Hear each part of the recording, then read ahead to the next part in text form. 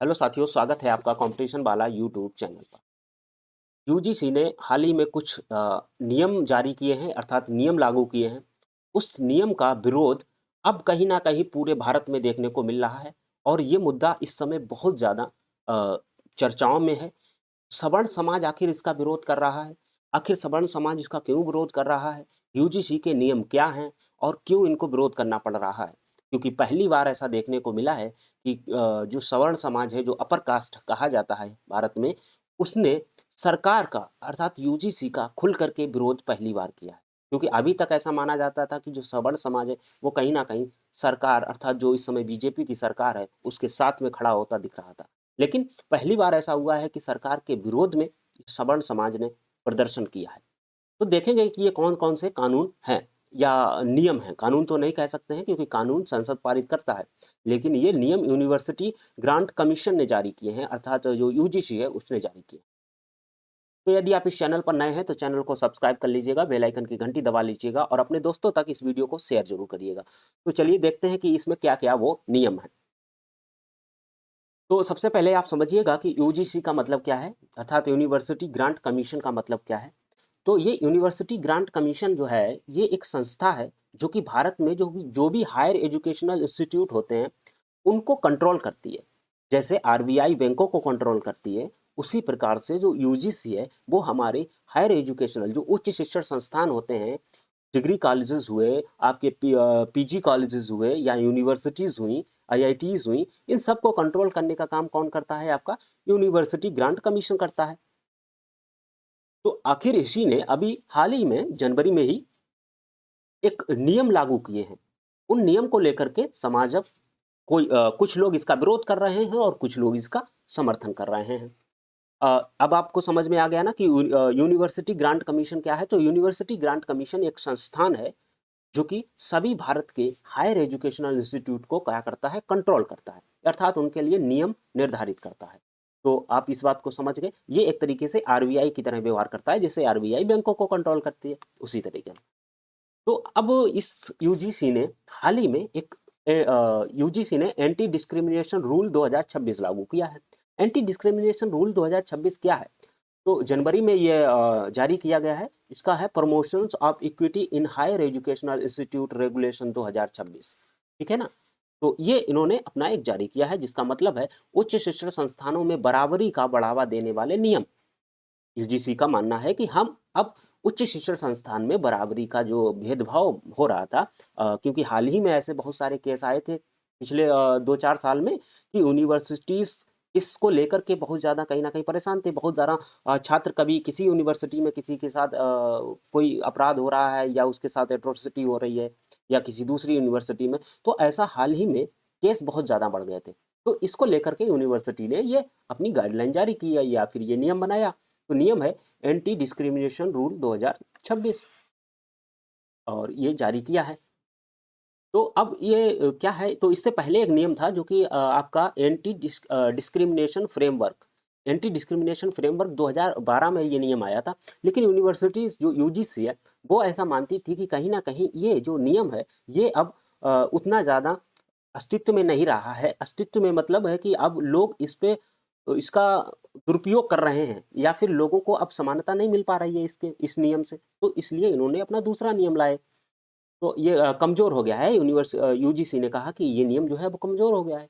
तो यूजीसी ने अपना पहले एक ड्राफ्ट निकाला जिस पर जनता के सुझाव माँगे, उस वक़्त लोगों ने कुछ ओबीसी को तो अब ये यूजीसी ने क्या किया, अपना एक ड्राफ्ट निकाला था, तो लोगों से सुझाव माँगा था क्या कि अब हम कोई नया नियम बना दें, तो इस पे लोगों ने अपना सुझाव दिया।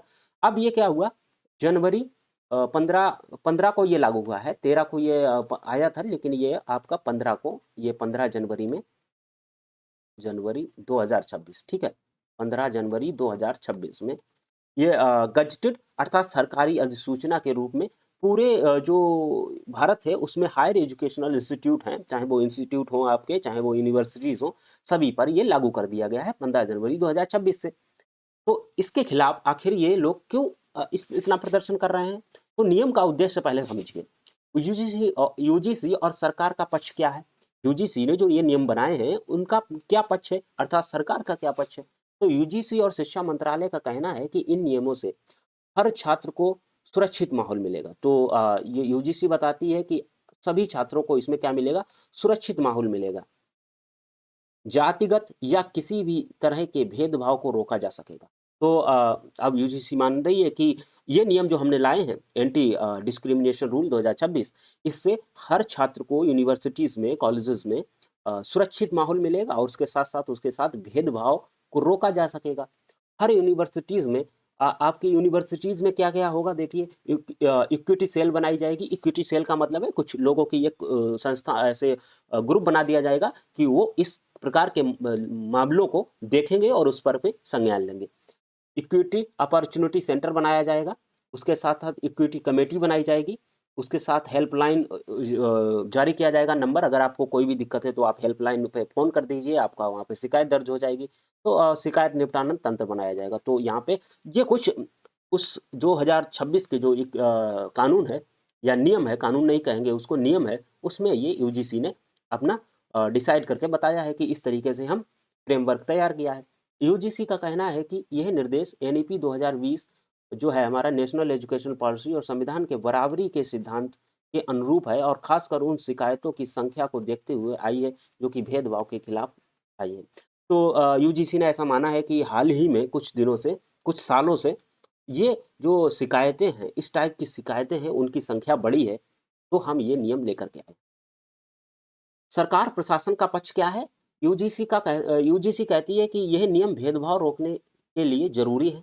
इसे सुरक्षा कवच बताया जा रहा है, खासकर एससी, एसटी, ओबीसी के विद्यार्थियों को सुरक्षित करने के लिए, संरक्षित करने के लिए, सुरक्षित नहीं, संरक्षित करने के लिए है। तो यूजीसी और सरकार अपना पक्ष यही देती है कि इसमें भेदभाव रुकेगा और जो सुरक्षा कवच के रूप में ये काम करेगा, तो जो एससी, एसटी, ओबीसी वर्ग है, उसको कहीं न कहीं अब संरक्षित किया जाएगा इन नियमों के तहत। और ओबीसी, एससी, एसटी समुदाय की क्या प्रतिक्रिया है? तो सामाजिक रूप से पिछड़े समुदाय का कहना है कि भेदभाव अभी भी होता है, इसलिए सलाह दी जा रही है कि ये नियम सकारात्मक। तो जो आपका ओबीसी, एससी, एसटी वर्ग है, वो अपना दलील दे रहे हैं कि अभी भी जाति के आधार पर शैक्षणिक संस्थानों में भेदभाव हो रहा है। अर्थात तो ये जो नियम आए हैं वो सकारात्मक हैं, सही हैं, ऐसा ओबीसी, एससी, एसटी मान रहे हैं। कई पिछड़े वर्ग समूह ने कहा है कि कैंपसेस में शिकायतों की संख्या बढ़ रही है और ऐसे तंत्र की आवश्यकता थी। तो अब ऐसे कई पिछड़े वर्ग समूह हैं जो आपके एससी, एसटी, ओबीसी समुदाय से ही है। वो लोग ऐसा मान रहे हैं कि पिछले कई वर्षों में हमने देखने को ये आया है कि कैंपसेस में इस प्रकार के जो भेदभाव वाले केसेस हैं वो बहुत बढ़ रहे हैं। तो इस प्रकार के नियम और रेगुलेशन की ज़रूरत थी, ऐसा मान रहे हैं। डेटा के अनुसार एससी, एसटी, ओबीसी की शिकायतों को पिछले वर्षों में बढ़ी है। कुछ समूहों का कहना है कि इनमें सुरक्षा की गारंटी थोड़ी कम है यदि फॉल्स कंप्लायंस रोकने के स्पष्ट प्रावधान नहीं है। तो इसी में से कुछ लोग ये भी मान रहे हैं कि देखिए, ये नियम तो बढ़िया है, अच्छा है, लेकिन गारंटी थोड़ी सी कम है कि लोगों को इसमें इससे राहत मिलेगी या सुरक्षा मिलेगी, क्योंकि फॉल्स कंप्लायंस के रोकने का इसमें कोई प्रावधान नहीं है। फॉल्स कंप्लायंट का मतलब है कि आखिर गलत कोई सूचना दे दे तो उसके खिलाफ क्या प्रावधान प्रावधान रहेगा। मान लीजिए किसी ने अचानक किसी को होता ना आजकल कि बेवजह किसी को फंसा देना, तो उस तरीके की अगर उसमें कंप्लेंट दे दिया, तो अब वो कंप्लेंट देने के बाद उसका क्या वो नियम है कि उसको कैसे सुलझाया जाएगा मुद्दा, तो उसको लेकर के लोग अभी भी थोड़े से संशय में हैं।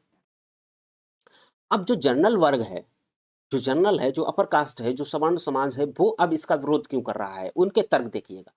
कुछ जनरल कैटेगरी छात्रों, संगठनों और लोगों ने कहा है ये नियम रिवर्स बायस, उल्टा भेदभाव पैदा कर सकते हैं। तो ये लोग कह रहे हैं कि ये नियम जो है वो रिवर्स भेदभाव पैदा कर सकते हैं। रिवर्स भेदभाव का मतलब है कि अब उन लोगों को थोड़ा-सा ज़्यादा सहूलियत मिल जाएगी, एससी, एसटी, ओबीसी समाज को। नियम में फॉल्स कंप्लायंस के खिलाफ सज़ा नहीं है, जिससे गलत शिकायतें दर्ज होंगी, डर नहीं, दर्ज होंगी। का डर रहेगा, हाँ ठीक है, ऐसा भी कोई दिक्कत नहीं।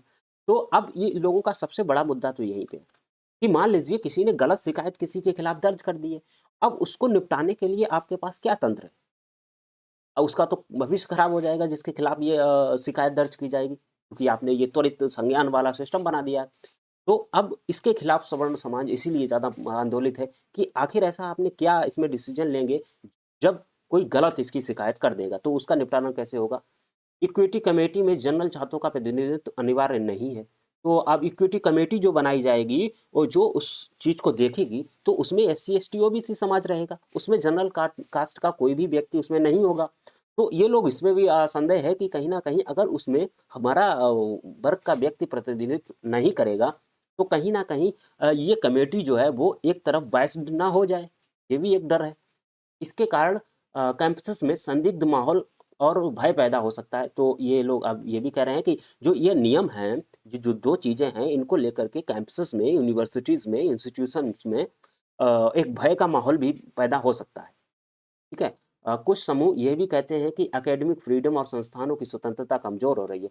तो अब कुछ लोग ये भी कह रहे हैं कि जो एकेडमिक संस्थान हैं, आपकी फ्रीडम, उनकी जो है फ्रीडम अर्थात स्वतंत्रता कम हो रही है। अब उनको ये नियम मानने पड़ेंगे और इनको सख्ती से लागू करवाना पड़ेगा। तो फाइल्स कंप्लायंसेस की जो समस्या है वो बढ़ सकती है, लोगों का डर का माहौल बन सकता है।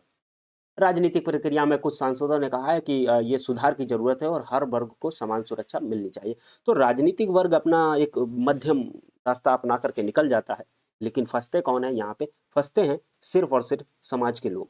यहाँ फिर चाहे फिर वो OBC वर्ग के हों, SC ST वर्ग के हों या फिर जनरल वर्ग के हों, किसी भी वर्ग से हो, किसी भी जाति धर्म से हो, लेकिन फंसते वही हैं। राजनीतिक लोग तो क्या करते हैं, अपना उल्लू सीधा करके निकल जाते हैं, सिंपल सा समझ के।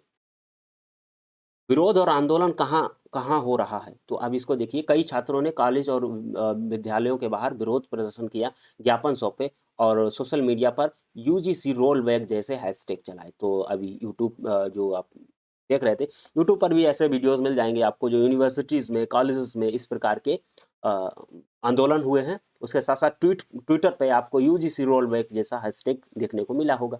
कुछ संगठनों और समुदायों ने धरना प्रदर्शन की घोषणा की और उत्तर प्रदेश, दिल्ली जैसे उत्तर प्रदेश और दिल्ली में, कुछ राजस्थान में भी देखने को मिला है, जहाँ पे विभिन्न प्रकार के जो हिंदू संगठन जो अपर कास्ट से आते हैं, उन लोगों ने अपना कमेटी बना करके इसके खिलाफ धरना प्रदर्शन करने की योजना बनाई है। विपक्षी संगठनों और राजनीतिक दलों ने भी आलोचना की है कि इन नियमों में शिक्षा मैदान में विभाजन बढ़ सकता है। तो ये विपक्षी भी अपना इसमें रोटी सेकने में लगे हुए हैं, है ना। विवाद के मुख्य कारण, अब हम संक्षेप में समझ लेते हैं कि आखिर इस विवाद के मुख्य कारण क्या है। तो OBC शामिल करने का विवाद है। तो सबसे बड़ा इसमें विवाद तो ये है कि OBC को भी शामिल कर लिया गया।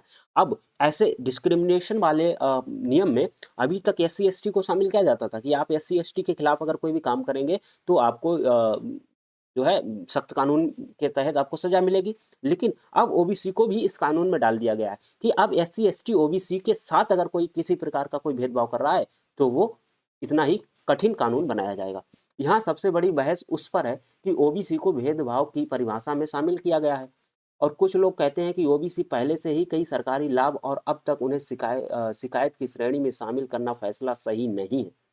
तो कुछ लोग ये कहते हैं कि OBC को तो पहले से कुछ लाभ मिल रहे हैं सरकारी संस्थान में, तो उनको SC ST के साथ क्यों डाला गया?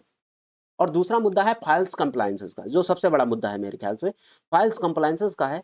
जहां पुराने ड्राफ्ट में फाइल्स कंप्लायंसेस पर जुर्माना था, लेकिन फाइनल वर्जन में इसे हटा दिया गया है। और जब ये ड्राफ्ट आया था तो इसमें क्या था कि ये कहा गया था कि अगर कोई फाइल्स कंप्लायंसेस आती है, मतलब झूठी शिकायतें अगर आती हैं, तो उनके खिलाफ हम जुर्माना रखेंगे ताकि ये नियम अच्छे से लागू किया जाए। लेकिन फाइनल जब ड्राफ्ट आया, जब लागू हो गया है, तो इसमें क्या है कि उसको हटा दिया गया है। फाइल्स कंप्लायंसेस का जो जुर्माना था उसको हटा दिया गया है। इससे कुछ वर्गों में डर है और शिकायत का गलत इस्तेमाल हो सकता है। तो सबसे बड़ा लोगों के अंदर जो भ्रम है वो यही वाली बात का है। जनरल कैटेगरी को सुरक्षा ना देना दूसरा मुद्दा है कि जनरल कैटेगरी को इसमें सुरक्षा नहीं है, क्योंकि उसकी कमेटी में हिस्सेदारी नहीं है। नियम में कहा गया है कि कास्ट बेस्ड डिस्क्रिमिनेशन के तहत केवल SC ST OBC शामिल किया जाता है। इसलिए कुछ जनरल छात्रों ने कहा है कि उन्हें भी समान अधिकार मिलने चाहिए। तो उन्होंने भी कहा है कि हमारे साथ ये तो डिस्क्रिमिनेशन हो रहा है। और ये है कैंपस ऑटोनॉमी का डर है इसको। कुछ शिक्षाविदों का कहना है कि जो मॉनिटरिंग मैकेनिज्म, इक्विटी स्क्वाड या हेल्पलाइंस है, वे इंस्टीट्यूशंस को स्वतंत्रता को प्रभावित कर सकते हैं। तो जो इक्विटी स्क्वाड है या हेल्पलाइंस सेंटर्स हैं या फिर जो बनाए जाएंगे, वो कहीं ना कहीं आपके जो इंस्टीट्यूट है उसकी स्वतंत्रता जो है उसको गड़बड़ कर सकते हैं। ठीक है, तो ये उनका कहीं ना कहीं क्या था, डर था।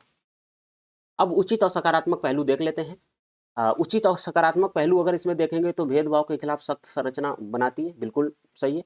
शिकायत तंत्र अब समान अवसर केंद्र इक्विटी सेल जैसी व्यवस्था के तहत किया जाएगा। हाँ, कोई दिक्कत नहीं। यह नियम बिना भेदभाव के क्लासरूम और कैंपस की कोशिश करता है। तो ये नियम बिना भेदभाव के क्लासरूम और कैंपस की कोशिश करता है, मतलब कैंपस ऐसा बने बिना भेदभाव का। और अगर लागू सही तरीके से होता है तो सामाजिक पिछड़े वर्गों को सुरक्षा और आवाज़ मिल सकती है। तो अगर ये नियम सही तरीके से लागू होते हैं तो सामाजिक पिछड़े वर्गों को ये सुरक्षा और आवाज़ मिल सकती है। संक्षेप में अगर हम देखें तो क्या है, इक्विटी रेगुलेशन 2026 है। उद्देश्य है गलत व्यवहार और जातिगत भेदभाव को रोकना। नए ढांचे में कई सुरक्षा उपाय हैं, लेकिन साथ साथ बहस और विरोध भी है कि यह कुछ वर्गों के प्रति एक तरफा और अनुचित नहीं बन जाए। तो इसमें एक बहस और विरोध का मुद्दा यही है कि ये सिर्फ एक तरफा ना हो जाए, किसी विशेष वर्ग के साथ में एक तरफा न्याय ना हो जाए। विपक्ष, छात्र संगठनों और राजनीतिक सामाजिक समूहों ने इस नियम को पहले ड्राफ्ट और फाइनल टेक्स्ट दोनों में प्रश्न उठाए हैं। तो ये कहा गया है कि आपने जो पहले ड्राफ्ट लाए थे वो अलग था, और जो फाइनल आपने कानून बना के लागू किए हैं या नियम बना के लागू किए हैं, तो आपका कहीं ना कहीं इसमें अंतर देखने को मिल रहा है। तो ये उनकी जो है कहीं ना कहीं तो विवाद का मुद्दा बना हुआ। तो इस तरीके से ये जो यूजीसी ने अपने नियम हाल ही में 15 तारीख को जो पूरे भारत में लागू हो चुके हैं उन पे आया था। तो क्या है आपके विचार इस पर? आप क्या चाहते हैं? और आपका क्या इस पे विचार है कि आप इसमें अगर अपना कोई राय देना चाहते हैं तो हमारे कमेंट बॉक्स में आप राय दे सकते हैं। और बाकी जो भी इसमें नियम रेगुलेशंस थे, जो भी इसमें व्यवस्थाएं की गई थी, आखिर लोग क्यों इसमें विरोध कर रहे हैं, उन सब चीज़ों को मैंने आज बताया इस क्लास में। तो आप लोग अपना सुझाव मुझे दे सकते हैं, और यदि आपको क्लास पसंद आती है तो इसको लाइक कीजिएगा। और हाँ, यदि आप किसी भी कॉम्पिटिटिव एग्जाम की तैयारी कर रहे हैं तो हमारे चैनल कॉम्पिटिशन वाला के साथ आप जुड़ जाइएगा। रोज़ दोपहर 2 बजे लाइव क्लास करंट अफेयर की होती है। उसके साथ साथ मैं छोटे छोटे वीडियोज़ के माध्यम से आपके सारे डाउट क्लियर करवाता रहता हूँ। चलिए मिलते हैं फिर ऐसे ही किसी टॉपिक के साथ, तब तक के लिए बने रहिए कॉम्पिटिशन वाला YouTube channel. Thank you very much.